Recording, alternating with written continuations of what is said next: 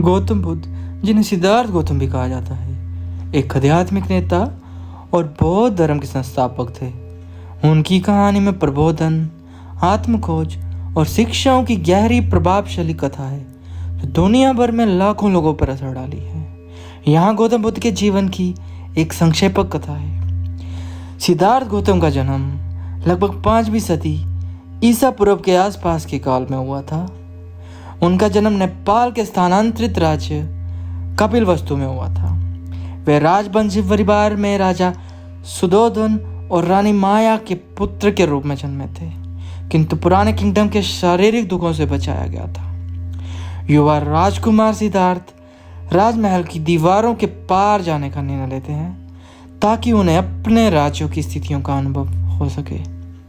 राजमहल से बाहर निकलते समय सिद्धार्थ को 4 दृष्टियों का सामना हुआ जो उनकी जिंदगी को हमेशा के लिए बदल देने वाले थे। उन्होंने एक बूढ़े व्यक्ति, एक बीमार व्यक्ति, एक शव और अंततः एक भटके तपस्वी को देखा।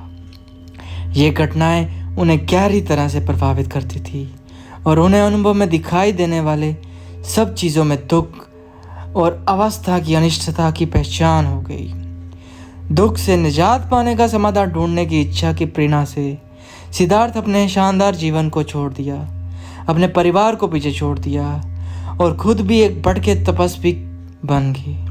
6 वर्षों तक उन्होंने उपवास और तपस्या जैसी आध्यात्मिक अभ्यासों के माध्यम से प्रबोधन का प्रयास किया।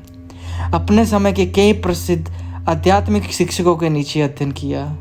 हालांकि उन्होंने इन अभ्यासों के यह अनुभव किया कि इनसे वे उन समाधानों तक नहीं पहुंच सकते जो वे ढूंढ रहे हैं। एक दिन सिद्धार्थ ने तमात्र वर्ष के नीचे अध्ययन करने का निर्णय लिया। उन्होंने ठीक यही निर्णय लिया कि वे जब तक प्रबोधन न प्राप्त हो जाए उठने का विचार नहीं करेंगे।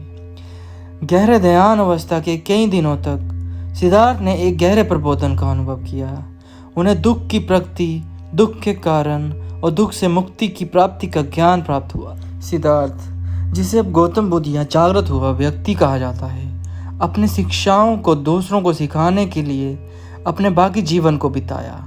उन्होंने प्राचीन भारत में यात्रा की, विचारशीलता दी और अनुयायियों को आकर्षित किया। उनकी शिक्षाएं 4 आर्य सत्यों के आधार पर आधारित थी। दुख का सत्य, दुख से उत्पन्न का कारण का सत्य, दुख के निवारण का सत्य और दुख से निवृत्ति के मार्ग का सत्य।